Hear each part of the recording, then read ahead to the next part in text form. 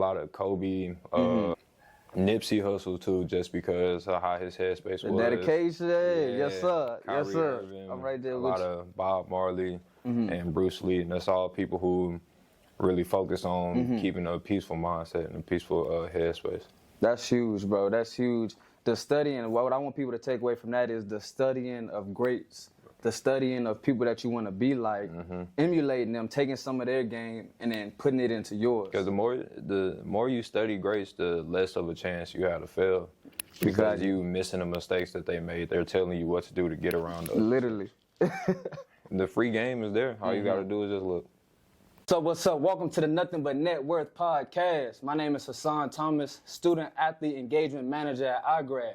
With this podcast, we have conversations with athletes, NIL directors, and prominent coaches to talk about financial literacy, entrepreneurship, and of course, NIL. Shout out my man, shooting guard, small forward for Benedict. Small forward or shooting guard? Which one we going with? Man, whichever one. I'm Baller. We going with Baller, one of the biggest baller. out here from Benedict College. Mr. Tim Moore, how are you, brother? Man, I'm doing good. How about yourself? Man, I'm blessed. Happy to have you here. And usually what we like to do, we like to skip the fluff and get right into the good stuff, man. Get straight to it. So I'm going to start with some icebreaker questions, and then we're going to get down to the nitty gritty, all right? All right, let's get it. Bet. So the first thing I want to know, bro, first question is, in your opinion, is it more important about how much money you make or how much money you can keep? What you think is How more much important? money you can keep. Okay, why you say that, though? Just because you want it don't mean you need it. You got to put some of that up for you, your family, and you know, the next generation. Just 100%. you know how our people say that old money go a long way. Yep. That old money. Got to get that old money. That's so very important that you said that about keeping, because I feel like with a lot of athletes, you know, we know we're going to make that money. So now we just spending it because we know we're going to get it right back. We're going to get it right back. Right back. I feel like that's a big problem for our generation.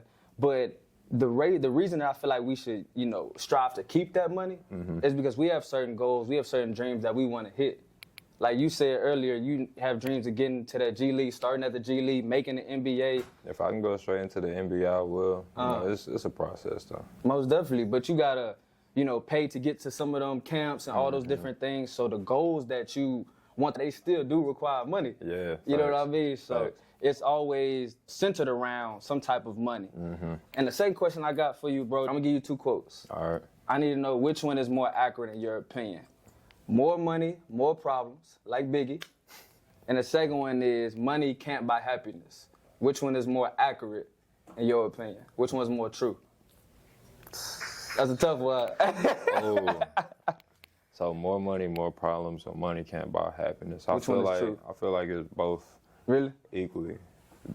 You got problems, man. No matter what, you're gonna have problems with it without money. It's just how you gonna handle it. Yeah. And then money can't buy happiness. It buy you stuff that make you happy. But how long you gonna be able to keep up with the, you know, materialistic stuff? That's For really sure. what it is.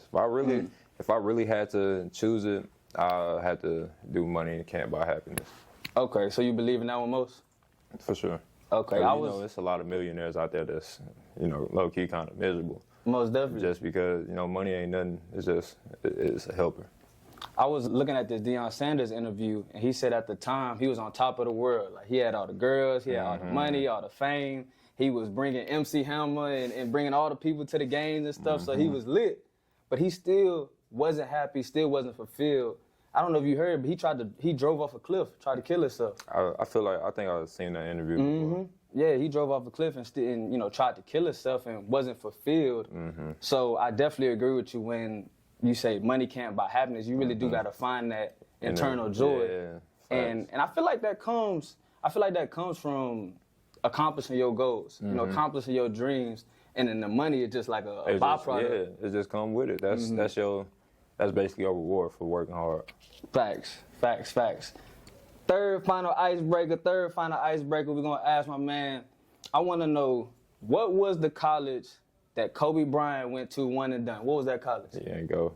Okay, my boy love his Hey, stuff. that's not even that. That's just my favorite player of all time. Okay. 100%. Trust me. He said it quick. He didn't even go. I didn't even go to college. You order. Gotta be. I tried you Gotta there. be. As soon as you said college, I'm like, hold on. I know what college he would have went to. He would have went to Duke. Facts. Yep. Would have went to Duke. All right, man. So let's go ahead and get into it, bro. I feel like, with every athlete, every entrepreneur, there's a certain turning point in their life where they're like, okay, I can make it. I can really get to the NBA. I can really start speaking and going around to these different colleges and making an impact. For you, what was that moment? So, starting off, I come from a big, Houston big on basketball. For sure. Man. Big on sports in general. Sports in general. So my pops was a known basketball player in Houston. He played for the University of Houston and stuff too. Oh, wow. So it come from the family. Yeah, so he put me around some people like Rodney McCray and people like Houston legends and stuff. They talking to me while I'm younger just to, tell me all the stuff I need to do. And then playing AAU, I played against, Cade Cunningham. He in the league. Lord. Yeah, Greg Brown. I got teammates that's playing high major D1. Yeah. And we all did the same thing, but everybody routes different. So I'm like, if they got the opportunity, I got it too. There's some stuff I gotta sacrifice.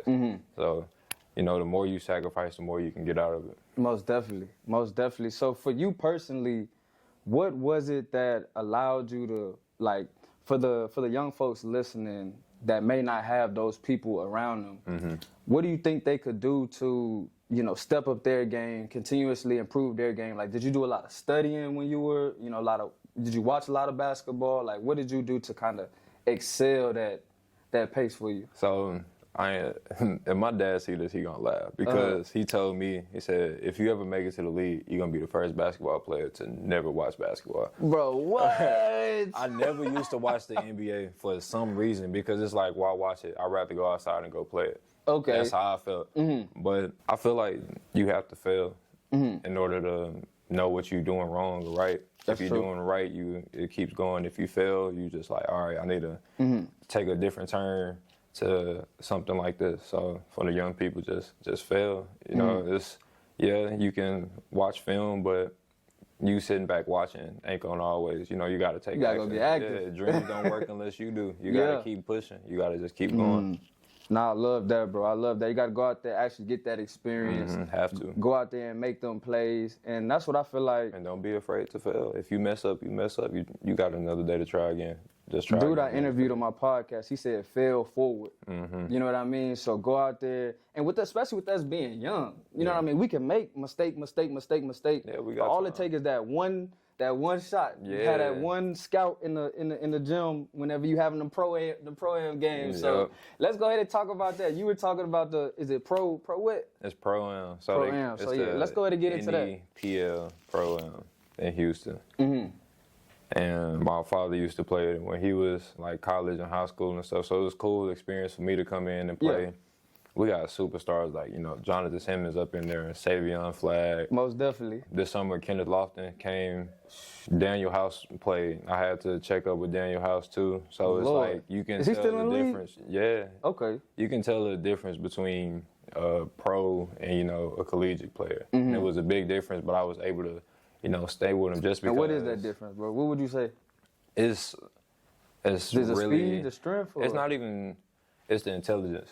So okay. My dad always used to tell me basketball is 90% mental, 10% physical. Yeah, you're gonna go hit people, but you got to think how you gonna maneuver if somebody try to touch you. That's when a crossover is. Yeah, everything. Even if you finna go, somebody finna box you out. Or let me move out the way, get them out the way, stuff like that. It's a mental. And Daniel House got me with one move. He just come down, slow tween. He did a little side step. I'm like, oh yeah, this the move I've been waiting for. Little pump fake, he got me in the air. Then he was like, nah. And then shot it, got the foul. Lord. And I looked, I was like, nah, that's tough. I couldn't even be mad. That's tough. He said that was I a can't nice even move. be mad. Yeah, I couldn't even be mad at him. But the fact that you literally remember what he did, the motions, the slight things before he did, goes to show that it won't be a second time. Yeah, it's not. Because You know what I mean? I know as soon as I see the pump fake stand still, keep my hands up, he gonna have to pass it. Mm-hmm. So you learning from your mistakes. I think that's something that everybody could take away from. You focus and try to double down on those strengths, but those mistakes, you got to get in there and not ignore them, because a lot of people, they shy away from their weaknesses. You know, they shy away from the things that they're not necessarily good at, but you go in there, critique it, edit it a little bit, and now you've made that, not necessarily a strength, but it ain't no weakness. There's not weakness no more. It ain't your strong suit, but it's not your weakest link either. Where somebody can go take advantage of that. You know what I mean? So I think that's a great piece as well. Let's talk a little bit about your high school recruitment process. What was that like for you? Was there anything that took you by surprise while being recruited? How did that go for you? My freshman year was like 2.2 points. And then went to 12, and then I went to 22. And then that is a jump. Yeah, my senior year, I averaged 27, 15, and 5. So, and then it's just like, all right, I'm getting all this hype, I'm getting recruited, but it's just like, I'm still a little bit undersized. I was like 6'4" at the time, but still athletic, but just undersized. I didn't really have the confidence to dribble like that because, I got all these guards around me. It's like, why do I need to dribble? Just be good at what I'm at. Then, COVID happened. I'm a part of that class of 2020. COVID happened. And you was graduating high school for 2020? Yeah. Okay, gotcha. Yeah, no, we ain't had no graduation, couldn't go on no visits. So that's when, I had a lot of junior college offers. So it was just like, I was like, if I'm going to start somewhere just to better myself, to try to be the high caliber player I can be, why not go JUCO? Okay. Went JUCO coming out of high school, went through COVID. So I think COVID is such an impactful time because I actually graduated from college in 2020. So I feel you when you say there was no graduation, like the 4 years. Just really didn't matter because it wasn't no close. It wasn't no ending to it. It wasn't no ending. So I was at home when they did our graduation. Like, I'm in my bed. They just doing like a little slideshow of everybody. I pop up. I'm like, yay. And then on to the next. And back to basketball practice. Go hoop now. Go hoop. I'm finna go right back to sleep. That's crazy. I mean, very similar, like I said earlier when we talked, being an entrepreneur, being a creative, being an athlete, is really, really all similar. The time, the effort, the energy that we all have to put into our crafts to become that top 1%, top 2%, to make it to where we want to go is so relatable. So for like the young folks listening who want to be in your position, how do they start? What should they be focusing on? Like, if you had to go back to your, like, let's say we didn't have COVID, because hopefully that will never come back. Man, I pray it never come back. Facts. But how would you give, like, what game would you give the younger folks to, to get to where you're at? I'll say one thing that some athletes don't know is that it's okay to take a break. Like, you can sit back and chill. You don't need you working hard, just work hard while you in it. Don't put your body through so much pain. Focus on your mental health too, because mental is a lot with basketball. You can most definitely. It's like you can see a lot of people in the right now. Like, as in Klay Thompson, he don't have that much confidence right now. You can see. You ain't lying. How it's affecting his play. It's all because it's all mental. That's it. So wow, that's a great example. As long as you good mentally, I feel like you can tackle anything. Just have a good headspace. That's why I look at a lot of, like, I love Kobe. Anybody can tell you that. Facts. If you know me and we real close, Kobe is my favorite player. You can't tell me I'm not the second coming of Kobe. You can't tell me I'm not him next. Like, you can't, just how you couldn't tell him he wasn't the next Michael Jordan. You can't tell me I'm not the next Kobe. Most definitely. So I looked at a lot of Kobe, Nipsey Hussle too, just because of how his headspace was. Dedication, yes sir, Kyrie yes sir. Irving, I'm right there a with lot you. of Bob Marley and Bruce Lee, and that's all people who really focus on keeping a peaceful mindset and a peaceful headspace. That's huge, bro. That's huge. The studying, what I want people to take away from that is the studying of greats, the studying of people that you want to be like, emulating them, taking some of their game, and then putting it into yours. Because the more you study greats, the less of a chance you have to fail. Because you missing the mistakes that they made. They're telling you what to do to get around those. Literally. It's so simple. The free game is there. All you got to do is just look. Man, and back to the being mindful piece, I think when it comes to sports, when it comes to your finances, if you're not in the right headspace, you're going to make a lot of mistakes. A lot of mistakes based on the emotions, the wrong emotions that you're feeling, based on all those different attributes that won't necessarily help you make the right decision. Yep. So I want to know, basically from you, because it sounds like you were in college during the time before NIL. You're in college now during NIL. What has that been like? Compare the college landscape before NIL. That's the question. Okay. Compare the college landscape before NIL compared to now, how NIL has been around for like the last 2 years. So before, it's just like you get it how you live, honestly. I'm in JUCO, so it's like the only thing I got is a refund check. That's it. And then now it's just like, I feel like money really took the fun out of sports a little bit. And that's my biggest intake, because you can see it in the league. People just want to hoop for the bread. Yeah. Like James Harden, he just want to hoop to get money. People go party. Yeah, exactly, just to have fun. Exactly, be in Houston. That's why I don't like being at home. I love Houston there, but there ain't nothing but fun down there. I'm telling you. Fun and trouble. So it's just like stuff like that. It's like, wow. The money, now people going to colleges based on how much money they can get, not the best place for them. Some people don't even look at education purposes no more. It's just like, okay, I know I'm one and done. Let me try to get as much money as I can, and then we out. Now, some people stay in college just because they're like, oh, yeah, I'm going to get more money than I'm going to get in the league, which is y'all can do it. Everybody is different, but I really do feel like that money really took the love out of it from a lot of people, because you can tell from the players now and the players back then, like Kobe wasn't worrying about no money like that. He had the love for the game. Now some people missing out. They're like, no, I can't sit out that much just because, I'm going to miss this amount of money, the fines and all this. They caring about that. Like, they don't want to sit out, I still want to play, a couple of games, so I'm going to sit out, stuff like that. Like, Kobe never really sat out. So. And I feel like when you mentioned that, the competition was always different from college, and like the competition, the hustle, like the want to. For me, it felt like, especially, with March Madness coming around, the competition just, jumps up. But when it goes to like NBA, NFL, you can tell like, hey, I'm getting a check regardless if I do good or not.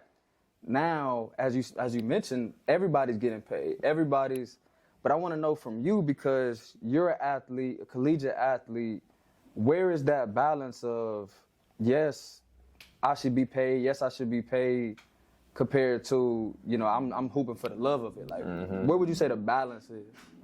I try not to think too high about the money, because, I'm not saying I came from a struggling family, but I know how it feels to not have money. I know how it feels to be at the top with a lot, and I know how it feels to be at the bottom. Gotcha. So the money don't really move me like that, because I'm, fueled off I feel like I'm one of the only people left that's really still fueled off the love of the game. Yeah. It's like the game could treat me so wrong today, and I'll still, it's like 90s love, a little weird Jada Pickett and, Will Smith type of love between me and basketball. They can treat me wrong, and I'm going to come right back to it, because, I ain't start playing basketball because I wanted to make money. Like, before I even knew that you really can be a millionaire off this, I just played it because it was fun. For sure. And like, it was real fun. And as long as basketball is still fun with me, I'm perfectly fine. The money can be, this money is just extra. And that's just stuff for, to take care of my family and stuff. That's literally what I told them at the talk today. I said, you reaching your goals, you reaching your biggest dreams, and then the money coming is a byproduct of you reaching those biggest goals, those biggest dreams. So in if you had to get that big NIL deal coming straight out of high school, straight out of JUCO, how do you think you would have dealt with millions of dollars leaving, 18, 19, leaving JUCO, leaving high school? How do you think you would have dealt with that if you had to put yourself? I would have never dealt with it. I would have let my mama deal with it. Really? Man, she'd have been a manager for you? Man, she be on top of her money. She can. That woman can save. She can save real good. So it's like, in this period, if I have any little financial advice, I go to her. Okay. How to save, just being a student of life, period. No matter what it is, whether it's money, if I got problems or just little questions about females or anything, just period, just Mom's there for you. Yeah, mom's always there. Shout out Mom Dukes. I love you. I love you. Hey, we love the black moms. We love the black women. Queens. Love all it. y'all. Love all y'all. I need the best advice, best money advice mom's ever given you. What's that? Don't buy stuff because you want it. That's really it. Because, at the moment, like late nights, you be hungry, like, man, I want something to eat. Do you need it? You got food up in there. Stop being lazy. Just go, go cook you something. Don't just be like, I'm finna go to the store, finna go give me an abundance of snacks when you could have just went to the grocery store, whipped up something that can last a couple of days instead of something that's gonna last right then and there. I love it. I love it, bro. Are there any programs, any resources that Benedict has, put on for you or for the student athletes as far as like financial management, money management, helping in that aspect? I mean, besides, the classes and the majors and stuff like that, for me, that's really it to me because I'm not a person who really goes out that much. Gotcha. I'm well put up. I'm in my room all the time or in the gym. So locked in. Yeah, gotta stay locked in. So, I mean, if me as a business major, it's a lot of classes that helped out. And Most then definitely. I still got people in my ear, teachers, telling me once you make this certain amount of money, you have to put something up for. I've always, you already know the old school. Day. Yeah, you see, look, I ain't even got to finish it. I already the rainy day. Put money up for a rainy day. Most definitely. So, man, what do you say is next for Tim Moore, man? You see yourself in this, let's say, this year going on into 2025, what's next for Tim Moore? My prime. That's really all I can say. My prime is coming. People usually don't hit their prime till 27, so and so, but like who says my prime can't start now? I'm only 22. I'm young. I'm still learning. I got a lot of stuff. And I got the ambition. It's like nobody can. I'm okay with people. I'm okay with failing. People can be like, oh yeah, you a failure. I'm like, I'm sure right, but I done succeeded too. That's the only reason why I succeeded because I failed. Literally. So I feel like what's next for me is first, I want to finish this year off, tackle this conference. Bring Benedict a ring, like how I promised when I first got here. Okay. Get that ring. And I mean, I really don't know what's next after that, but I know life-wise, I'm gonna make sure I just make the best decision for me and my family. Honestly, and then just spill to the youth. Make sure if I go out, I'm gonna bring other people with me. Just make sure everybody eat around. Everybody got to eat at the table. Yes, sir. Everybody eats, B. Everybody eats. Everybody's. I love it, man. I love it. Well, thank you so much for this interview, man. We did great. I think everybody listening, I think the biggest thing that y'all could take from this is to lock in with your goals, have that Mamba mentality. Facts. As Tim said, he is the next coming of Kobe. I am the next coming of Kobe in the financial literacy space. Yep. Kobe of financial literacy. So thank y'all so much, and definitely tap in with us next week on the Nothing But Net Worth podcast. Thank y'all so much.